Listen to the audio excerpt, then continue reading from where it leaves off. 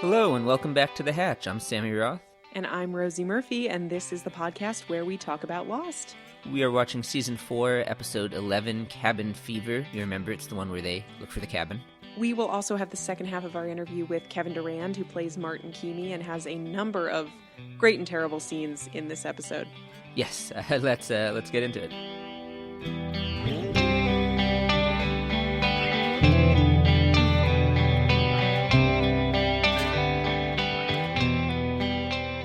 We start each episode of The Hatch with our hot takes about the week's episode. Rosie, what's your hot take about Cabin Fever? So there is so much to say about this episode, to the point that I'm just going to kind of mash it all into one hot take and say, holy cow, watching this episode feels like you are starting to see the Matrix a little bit.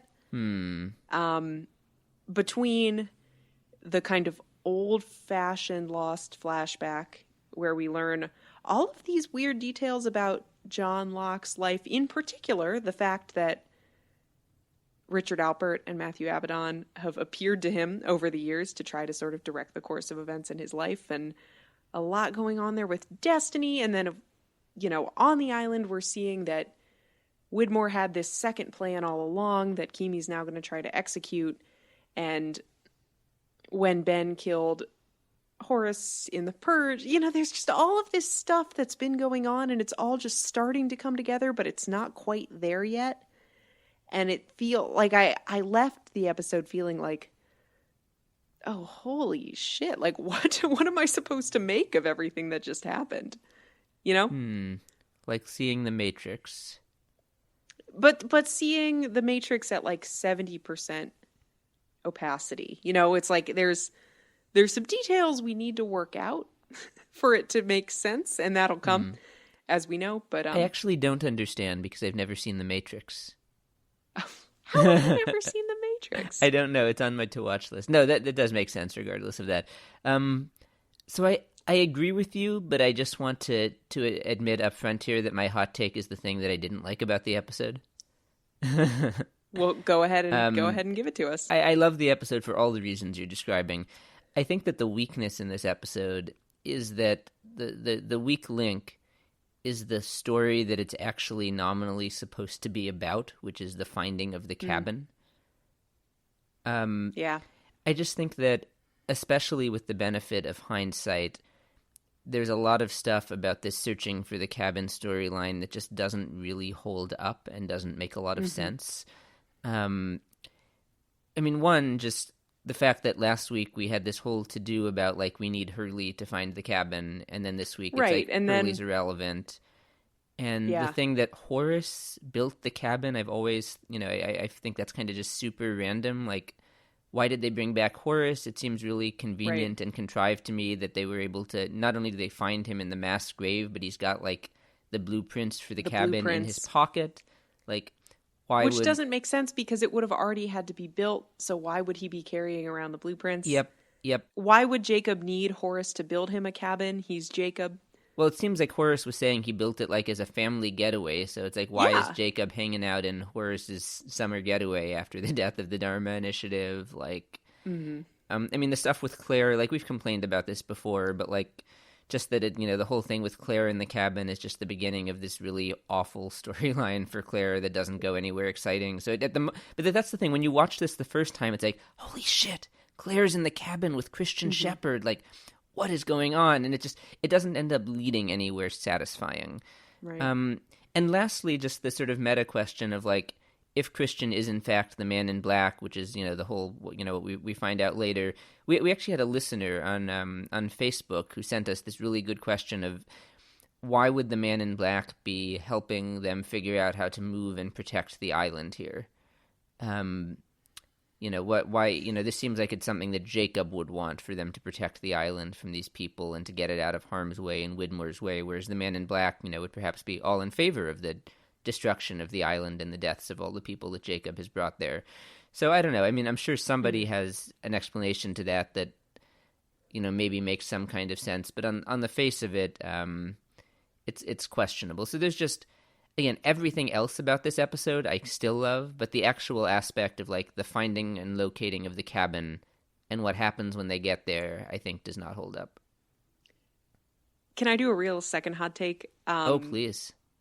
One thing that I unabashedly love is a single shot, which is Sayid riding on the Zodiac, which is the little dinghy, like in the sunshine, and that like the one Michael Giacchino theme that signifies like the approaching of a battle is playing. Yes. And it's like maybe a 5 or 8 second shot. And I was just like, yes, this is great. I'm with you. That's the Hollywood and Vines theme. I had this in my notes too. That's like the walking through the jungle music, like the dramatic walking through the jungle music. Yeah. No, it's great.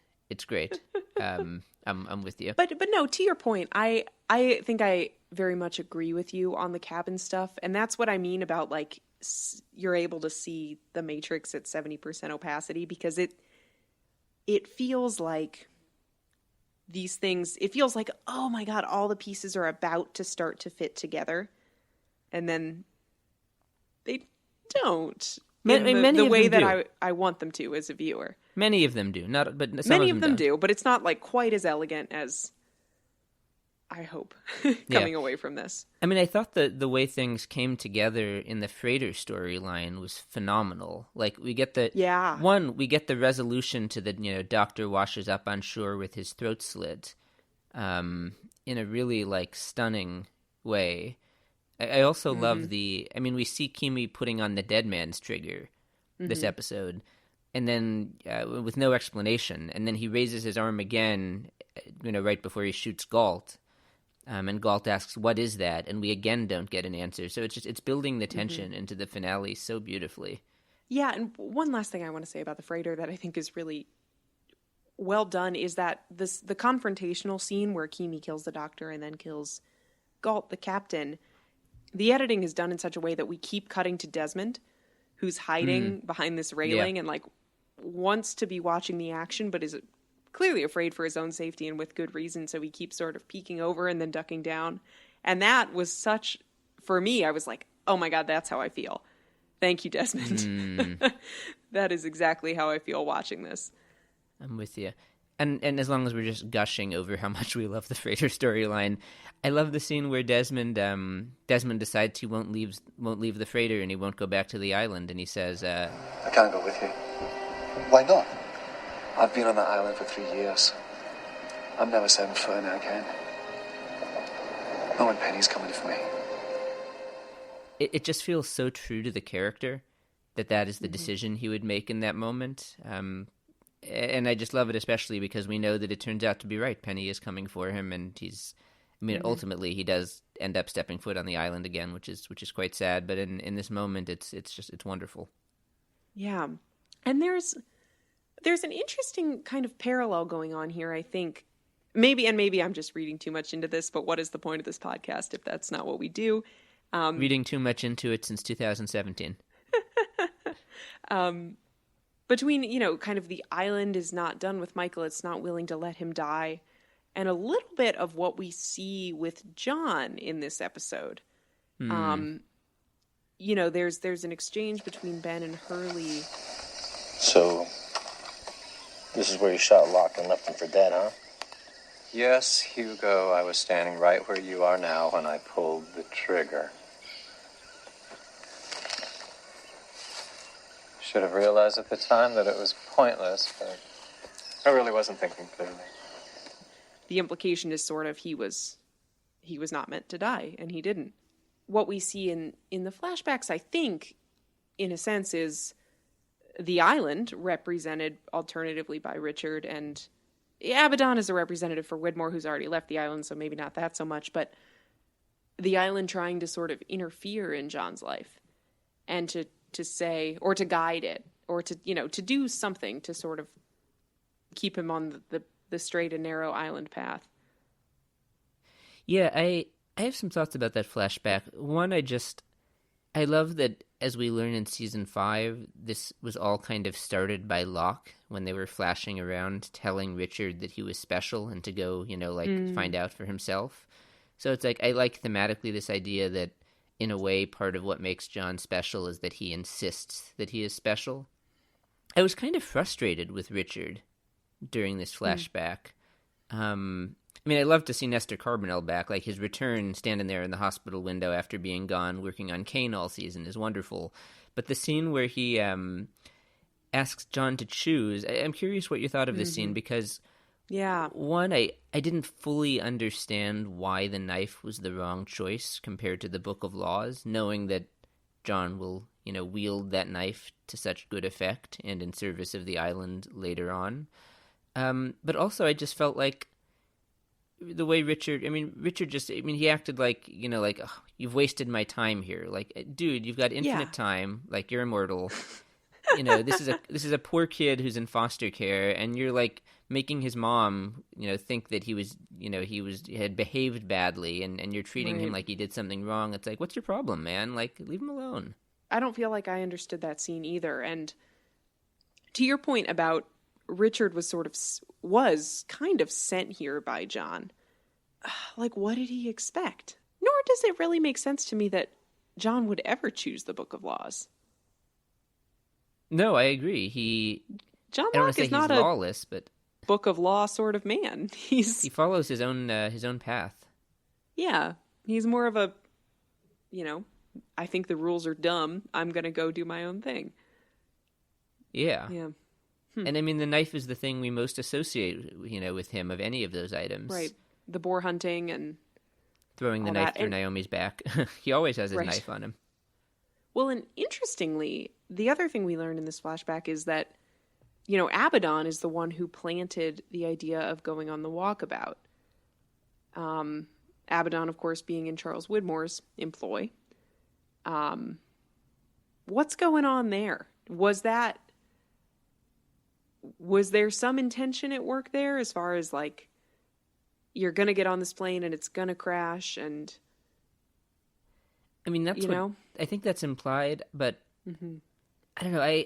My thing with Abaddon is that I've got to think that he says in this episode, I'm more than just an orderly. But I always find myself thinking when watching him, he's got to be more than just a functionary of Charles Widmore.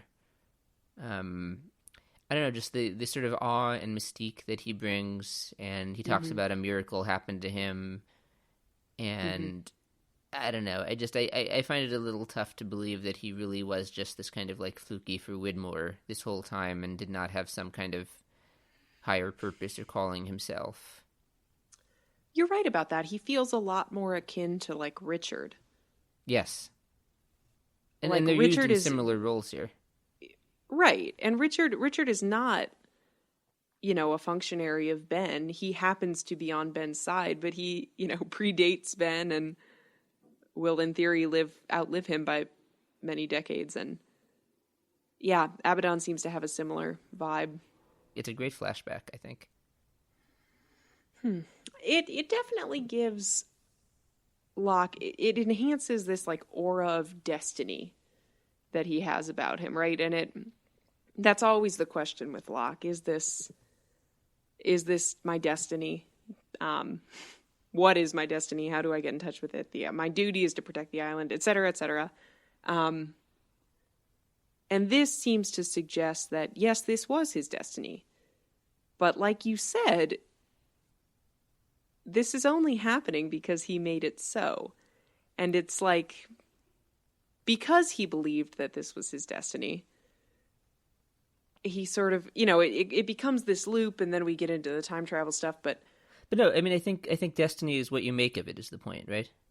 Like, I don't know, more or less. That's how I choose to read it. I mean, I think that with Lost, I'm just kind of coming up with this on the spot, so maybe this will make sense and maybe it won't, but there's all of this push and pull between, fate versus free will.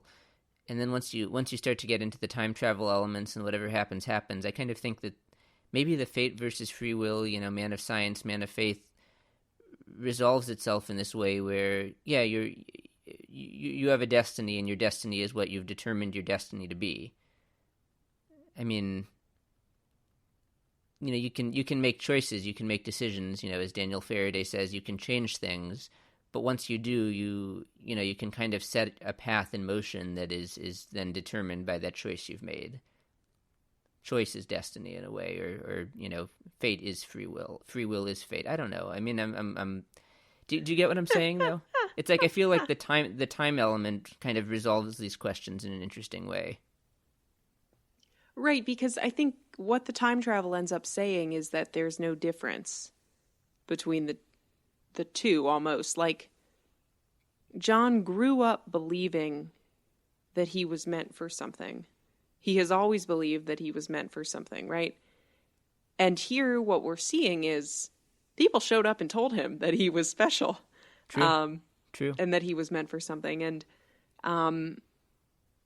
but they only showed up and told him something because he believed that he was meant for something. You know, so it's like a little bit more mystical than I think like a real man makes his own luck kind of thing.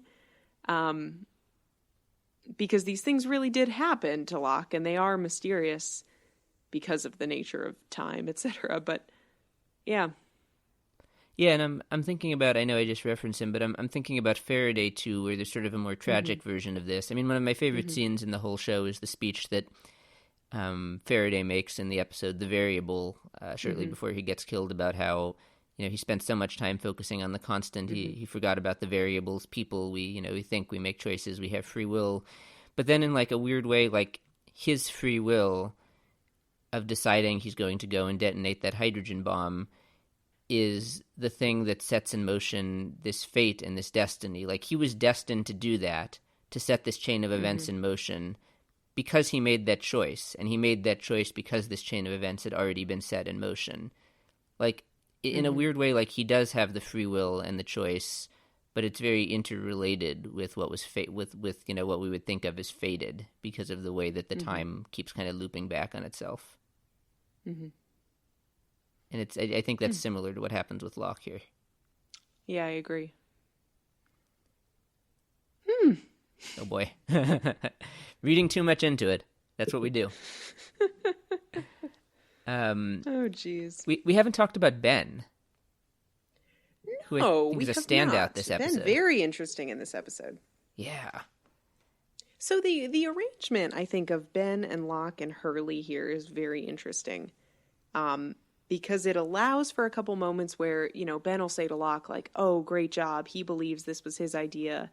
Like, A+ manipulation. Good job, buddy. And John is like, I'm not you. But he does this little smile that makes me think, like, oh, but you were manipulating Hurley, right? Are we really that different? And, of course they have to go to the mass grave to find Horace. And Ben, despite mentioning several times in this episode that he feels he has Alex's blood on his hands, and he does, doesn't really seem troubled at all by visiting this pile of bodies that he's responsible for. Ben's whole attitude here is interesting. I mean, what he says there is something to the effect of, well, this was my destiny. He doesn't seem to want to... Like, it's interesting because he definitely has an attitude this episode of, like, my time has passed, I'm no longer in charge, I've got to accept that, Locke is the guy now. Right, there's that little moment where Locke wakes up after having a dream and Ben says, I used to have dreams. Great line. I also think he's bullshitting. I don't think he ever had dreams. I think he wanted to have dreams and wants people to believe that he had dreams, that he was special and chosen. But no, what you were making me realize is that even though he sort of seems humbled and, like ready to move on in this episode, and as we'll see in the finale, he really, he is ready to move on from the island, if that's what's called for him to do. But at the same time, he's not really accepting responsibility for a lot of his actions here. Like his daughter's death, the purge, shooting Locke. He says he wasn't thinking clearly. Mm-hmm. It's interesting that he's kind of simultaneously humbled, but also not quite defiant, but not willing to face reality about his own sins. I think part of what's going on there is one of the things that after the famous and fabulous line of "Destiny is a fickle bitch," he says to Locke, "You'll understand soon enough that there are consequences to being chosen." And I think possibly that explains some of this dissonance. Like, Ben thinks that he was chosen for leadership, and because he was chosen, he had to do all this stuff. And the island made him do it, almost. That's an oversimplification a bit, but you know, there are consequences to being chosen, and it means you've got to make, kind of sounds like he's about to say, it means you got to make some hard choices and do some things you don't really want to do. But it's what you must do in service to the island, you know? Absolutely. That makes so much sense. And that fits so neatly into the overall arc of Ben's character, as we were discussing with Emerson a couple weeks ago, where ultimately what he ends up doing next season is he blames Jacob for all of these things, for forcing him to do this stuff and not giving him anything in return. And it's only after he stabs Jacob to death that he then is able in season 6 to accept his own responsibility and to start apologizing for what he's done. Yeah. So yeah, I think your explanation is really astute. Thanks. Yeah, I think that the comparison between Ben and Locke is really interesting. That scene you referenced, where Locke says, "I'm not you," after Ben says, "Well, you manipulated Hurley." Ben's response to that was, to "I'm not you," was, "You're certainly not." And I found myself really wondering what Ben meant by that. What I took away from that, I think, was that was still Ben kind of, it's a little bit of an insult. I think what he's saying to John there is, like, you've got a long way to go. You know, you're having these dreams, and that's cool. You know, you've got some connection to the island, and it's cool, but you've got a lot of work to do before you're a leader. And Ben very much sees himself as a leader, right? That's how I took it.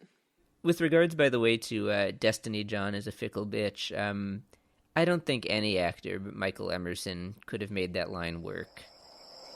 Because Destiny John is a fickle bitch. Oh, it was hilarious. I mean, it's kind of a ridiculous line when you think about it, and would just probably sound so silly said by almost anyone, but the way he delivers that line, it sends chills down my spine. It's amazing. It's amazing. One more thing on the Ben Locke relationship. Near the end of the episode, Ben says to Locke, you know, when he's talking about my time is passing and it's your time now, he says something like, the island wanted me to get sick. It wanted you to get well. Which I think is his way of saying, like, yeah, you know, the island healed you, buddy. It didn't heal me. I got a tumor on my spine. Oh, yeah.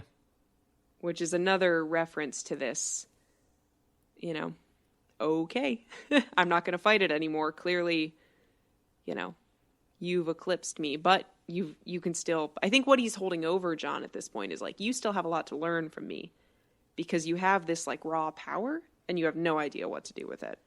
Right. I think Ben, what he feels he still has as well is this institutional knowledge about the island and about everything, the history. I mean, that's what we see in the finale in the next 2 weeks as well, where Ben, I mean, it's interesting. Christian tells Locke, you know, I want you to move the island. And Ben's response to that is, he didn't tell you how to do it. He just told you to do it. So clearly Jacob wants me to make this sacrifice and to move the island.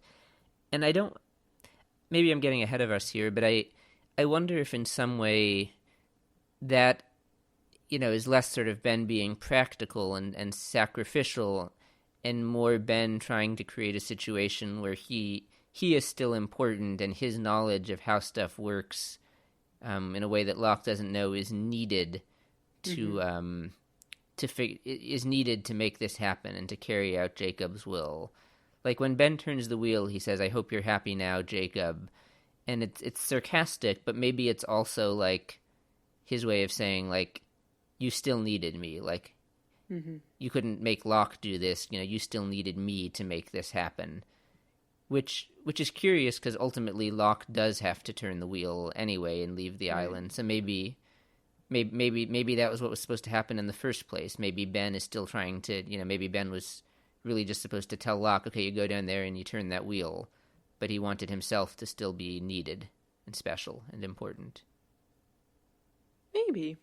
You're giving me this look like like you don't know what the fuck I'm talking gonna have about. to watch when we get to No Place Like Home. I'm gonna have to watch for that.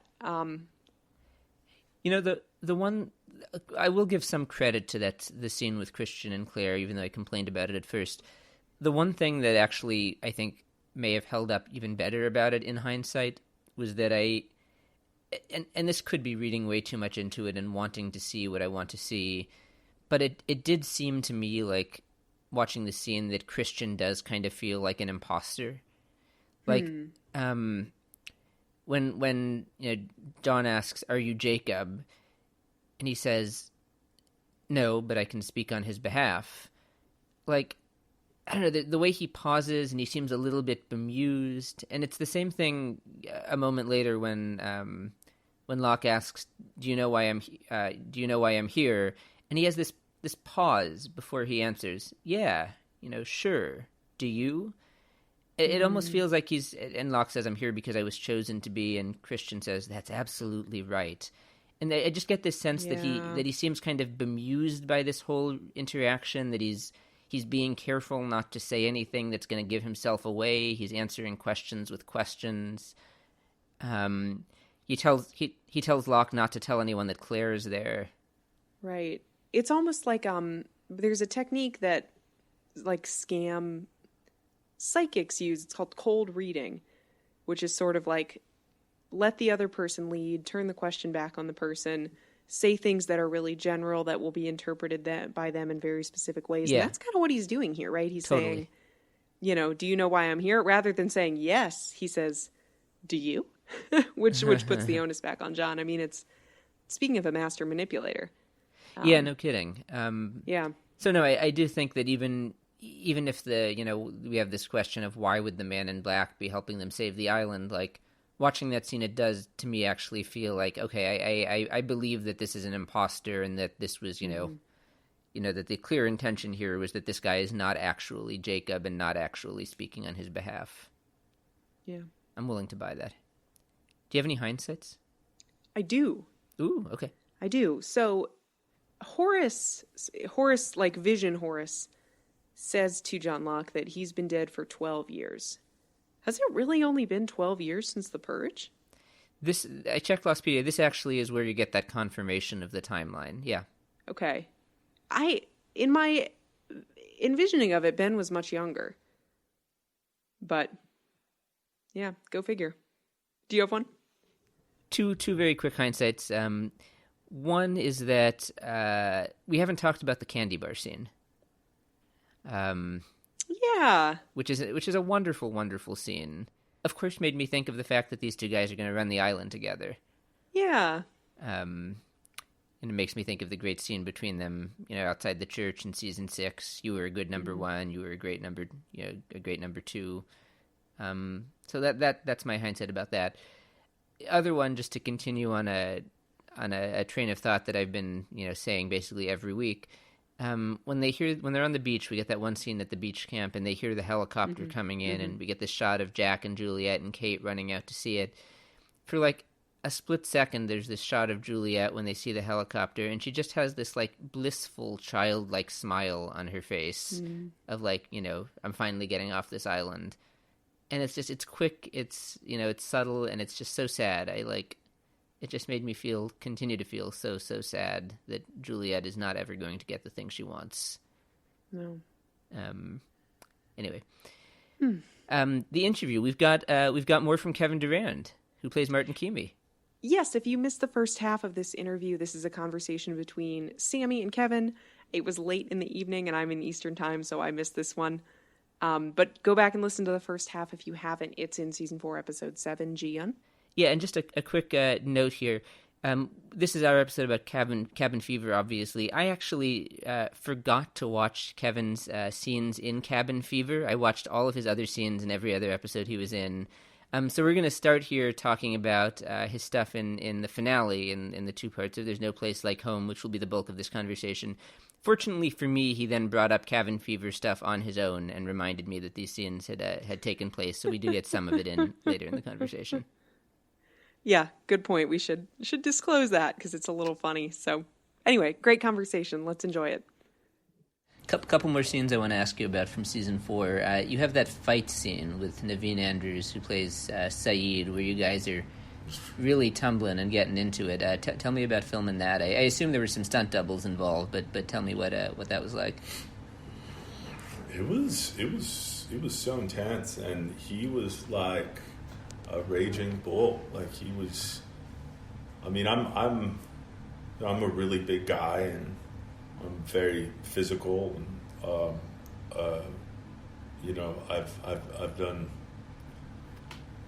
I've done a lot of fight scenes in my decades of doing this, and he leaned in a way that was just, I mean, it was right up there with some of the greatest fights I've ever done. I mean, he was vicious. He was vicious, but vicious to the point where it's like when two actors can engage in a fight between action and cut and really go for it, but there's a level of trust because we were both very proficient and careful with each other, but vicious. So there was a level of trust, so we could really go for it. It's hard to achieve that. A lot of the times, you're kind of scared to hurt somebody, or with him, he was just 110%, 110%. Yeah, he was just so committed, and a great athlete. Too, like, great. It's great. So really, I mean, fun. I had figured there were stunt doubles involved for some of that, but am I wrong? Was that all you guys? I think there were, there was stunts for, maybe when the roll down the hill. Yeah, that's what I was thinking. You're tumbling upside down on each other, and I was thinking they had to have stuck somebody in there for that because that looked pretty dangerous. They'll always have stunt doubles, prepared and ready, and they'll shoot with the stunt doubles, and then they'll shoot with the actors, and then there's certain parts that insurance companies don't want to have to deal with the fallout of, right?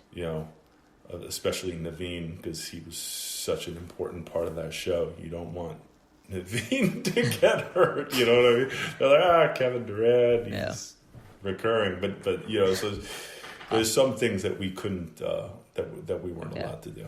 But I'm glad. I love hearing your description of working with him on that, just because I mean you can, as a viewer, that's my feeling watching it. I mean, there are other fight scenes in Lost, but not one that's quite like this, where it really feels so vicious and like. I mean, when you got the thing down on him and his neck at the end, it really looks like he's going out there and you're trying to kill him. Like, it's very convincing. Oh yeah, yeah. It's like I said, like the way that I felt with Michael Emerson in the scene. Like I felt that way with the actors in this show, whether we were trading dialogue or beating the living shit out of each other.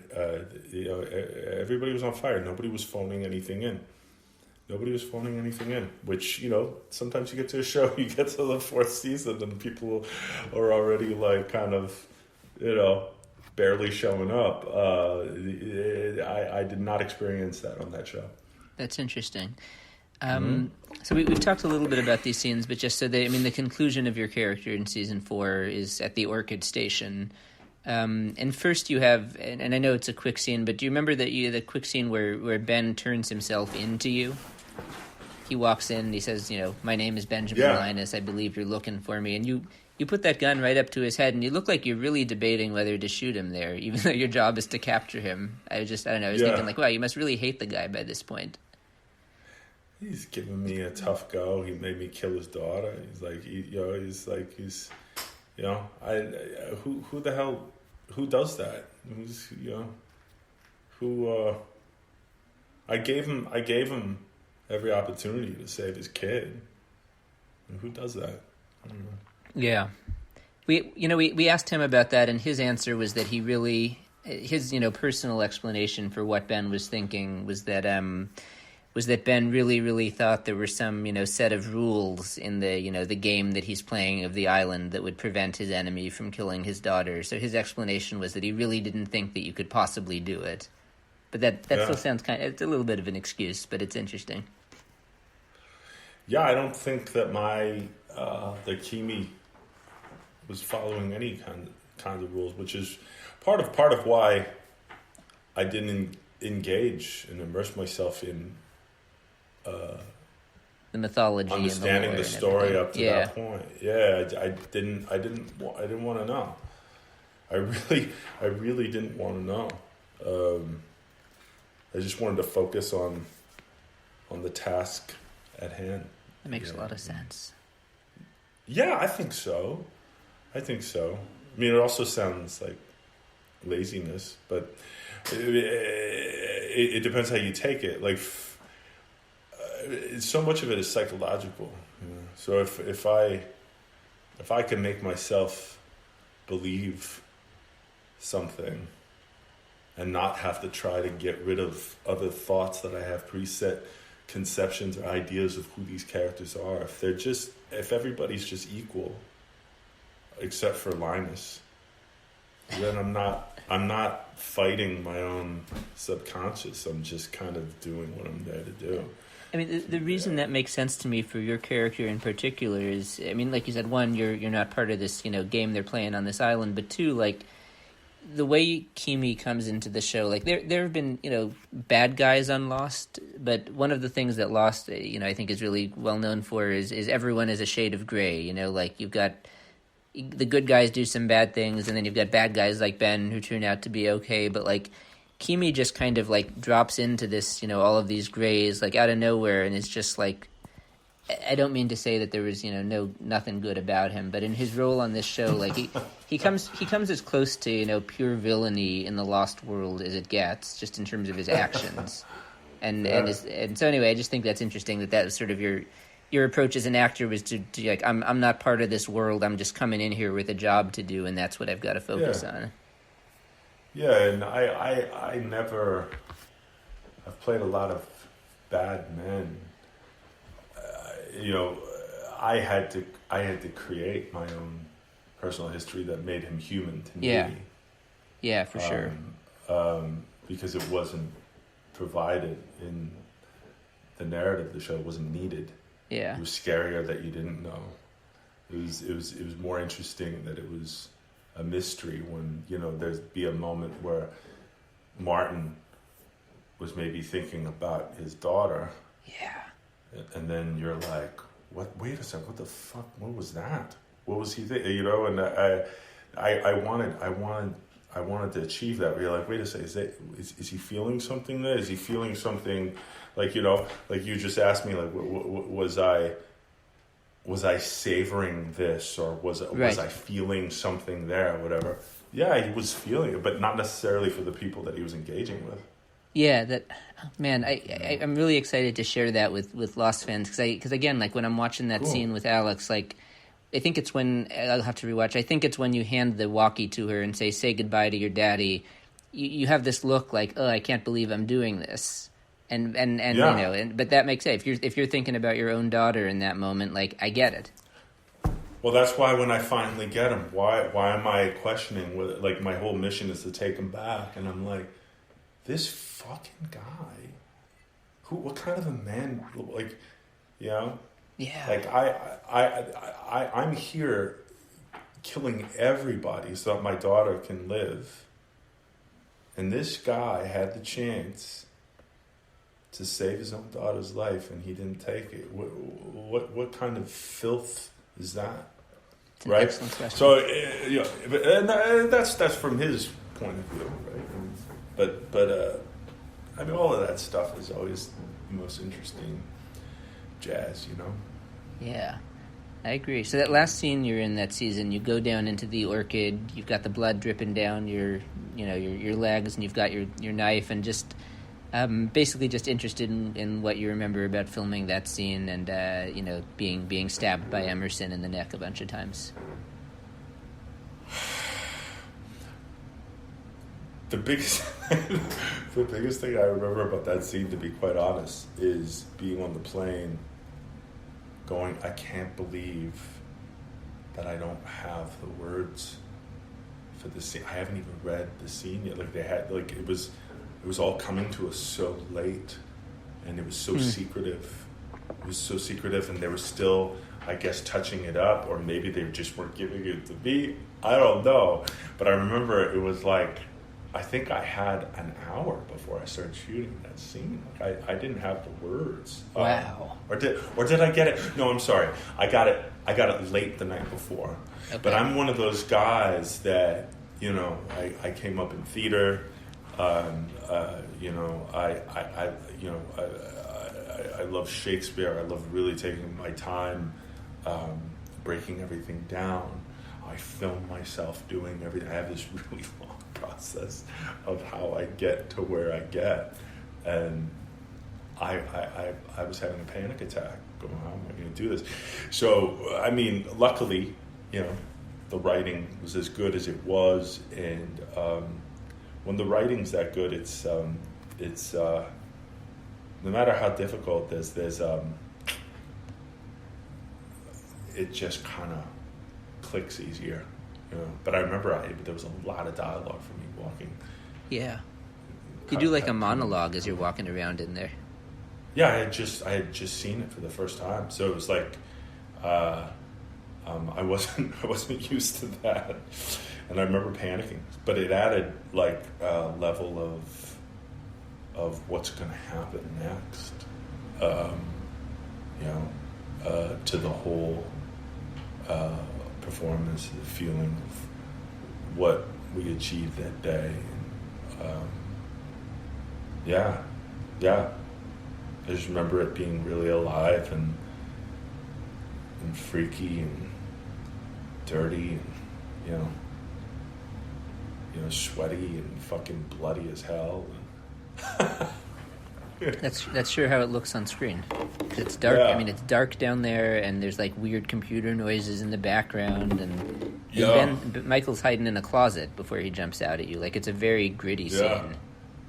Yeah, it's funny on my, you know, the Internet Movie Database. I don't know who puts pictures on that page. But I remember going through my pictures back in the day there are like, it feels like there's 100 pictures of Ben frame by frame, like killing me and me being dead on the ground and just going, why are there so many pictures of my demise? And I always thought, oh, there's some Lost fan that somehow fucking hacked it and said, finally, he's dead. It's a dramatic. I mean, it's sad that your character dies because it's a good character, but it's you know, as a fan, you do feel a little bit of justice in that moment. Yeah. Good times. Very good times. Good times. Are there any other scenes or moments from the set, or, you know, other actors you worked with that stand out in your mind that we haven't talked about yet? There was one, actually. This is kind of a cool inside story, kind of stupid. So, you know, I still am that actor that'll do stupid things like this, but more likely me 12 years ago doing stuff like this. So that, you know, we're doing the choreography on the scene right before Omar blows up, and they're like, okay, well, you know, Keamy's just gonna sprint over here, run around this giant boulder, and just take cover there for a second. Oh yeah, this is when the others are coming to rescue Ben and attack your crew. Yeah, okay, go on.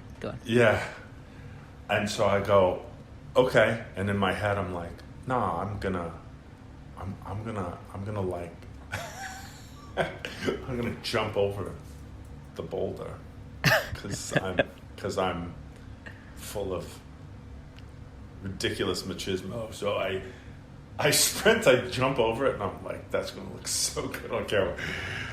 I get back up, and I'm playing the rest of the scene, and then no one's saying anything. Everything just stopped, dead silent.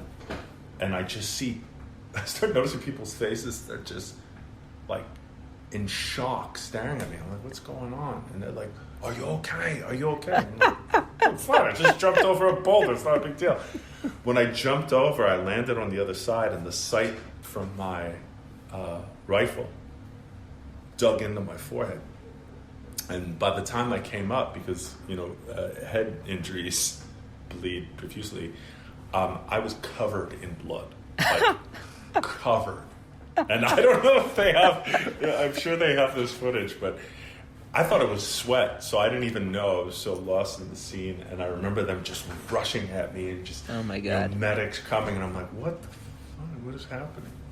And then when they started wiping my head, I was like, oh my God, I had no idea. I had no idea. I understand why they reacted that way, and it was probably for the best, but it would have been a fucking amazing take if they had just kept going and done the scene with you with blood all over your face. Total Rambo, first blood. That's awesome. That's funny. Now, I remember, so obviously you refilmed it because I watched that this morning, and I remember seeing you, just going behind the rock in a sort of normal, easy yeah. way. Yeah. Yeah. Oh, boy. What's another one? I loved... Oh, God, I just love so many of these scenes. I loved working with Fahey. I love the one scene with Harold Perrineau. I just kind of break into his room, and I don't even remember what the hell I said, but it was just like I felt like I was spitting fire at it. The actors were all so tremendous. I just had so much fun. Oh yeah, with Harold, you were out on the deck with your guys shooting pellets in the sky, and he comes out and he asks, "What are you guys doing out here? I thought this was a rescue mission." And you're like, "Don't you have something to mop?" I mean, I'm not gonna. That was your fire out. Yeah. But then there's a scene later on where I have him tied, chained up to a bed in his room, and I come in and I forget what I said. And he was running out of time. Oh no, you're right. I totally missed this. It was cabin fever. Cabin fever, yeah. There was so much on that show. It was, yeah, what a ball. Oh, man, so before I let you go here, so you came back. I mean, they brought you back in season 6 for a couple of scenes in the Flash Sideways. Was that a surprise to you to get called back at that point? Absolutely. Considering you'd been killed. It was such a fantastic surprise, especially since I got to come back and mess with Sayid again. It was great, and I love doing the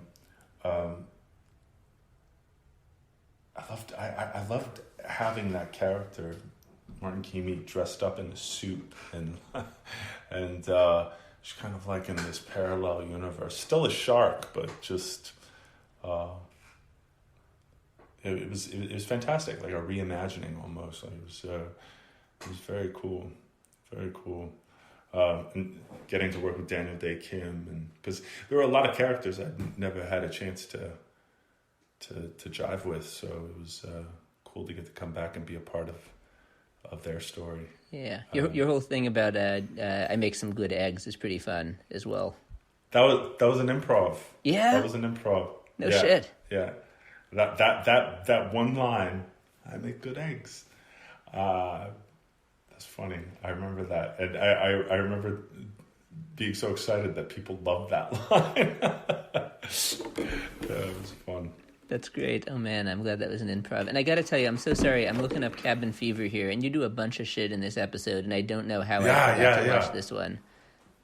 This is the episode where you slice the doctor's neck and throw him overboard, and then I think you... It's insane. Yeah, it's insane. Man, I remember that scene. I mean, I didn't watch it today, but that's a fucking intense scene as well. And then you kill the captain. Yeah, like within... Like, the captain and the doc die within seconds of each other. It's pretty fantastic. I was actually going to mention that scene, too. That was a really good episode for Martin, I think. He got to drive some pretty great narrative there. Very fun. and it's all happening at night, as I recall. Mm-hmm. Out on the boat. Yeah. Sick. I just remember saying, "Get in the chopper, Frank. Get in the chopper, Frank." He was looking. He Frank finally takes a gets lot in of the shit chopper. from you. Oh my God, does he ever? Yeah. Okay. Oh, man. Then he sees me take out the dock and the cap, and then he's like, "Okay, let's go." Oh, God, I'm so sorry I didn't watch that. What when you've had a long career, you've done a whole lot of stuff. Like, do you ever still get people who see you out and wherever and want to talk about Lost? Like, does Lost come up? Yeah, it all depends on how I look at the time, because I'm always kind of drifting between characters, and I like to make all the characters so different than each other. So it's depends. When I look like this and I have shorter hair and I'm a little more fit right now, I'll get a lot of Martin Keamy. Yeah. I get a lot of Martin Keamy. But for like 4 years, I had black hair with a big black beard. Nobody knew me as Keamy then. I've lost tons of weight. I've gained tons of weight. I mean, it all depends on how I look at the time. And people always relate me to the character that they see in front of them. They don't ever realize that I was the guy in the other things too.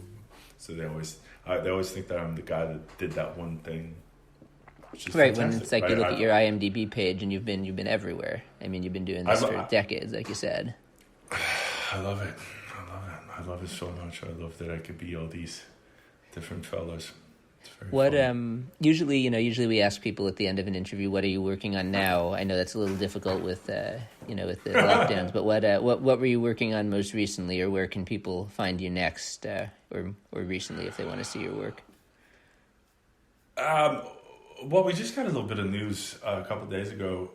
I did a show called Swamp Thing that, man, so well written, so well executed across the board, and such a different character for me.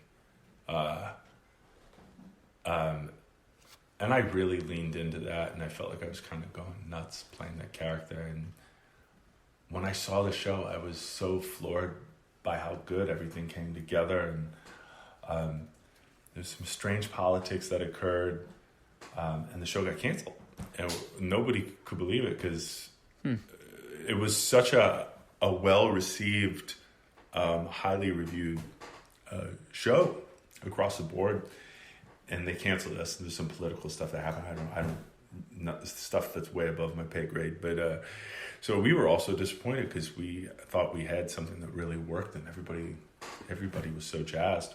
But it apparently just got picked up by. Which is interesting. CW picked it up. They're going to play it, but it's very gritty and very, very dark. So I don't know how they're going to cut it to make it exist in that world. But I'm excited to see. And I'm very excited that people will actually get to see it. Period. Because it was supposed to be on the DC app, and I swear I felt like nobody watched it. Nobody watched it. They spent $100 million on the show, and nobody watched it. And we were like, oh my God, it's so good. Somebody watch the show, please. It's so good. Like, we thought we were on a hit. It was so gritty and dark and so loyal to the original material. But anyway, so it'll start airing in September. Wow. Tuesdays, 8 p.m. on CW, which is really interesting to see how they make that work. I'm grateful to them. Yeah, I mean, congratulations! That's amazing news. You just got this this week or something? 2 days ago. Yeah, nice. They just are 3 days ago. And we couldn't believe it. And it was nice to get some good news, because there's been no good news during all of this, because the industry just completely shut down. So the jobs that I was supposed to go start, I don't even know if some of them don't exist anymore. Yeah. Hopefully they come back. Yeah. I hope so. But you said Swamp Thing it'll be on in September. It's good to go. September, 8 p.m. on Tuesdays, and other than that, I think everybody in the industry is just jonesing to kind of, when it's safe to just get back on the horse and start making some hopefully some great content again. And I don't know. Anyway, thank you so much for taking the time to talk with us for the Hatch. This was awesome. I mean, love talking about Lost, and I hope it was sort of fun for you to go back to. It was totally fun, and thank you for the great questions and the interest, and we'll see you somewhere down the line. You know, I've got to be honest, I laughed out loud when Kevin described Naveen Andrews as a raging bull. Yeah. That's very funny. And I'm really looking forward to watching that fight sequence. I haven't seen that in a long time.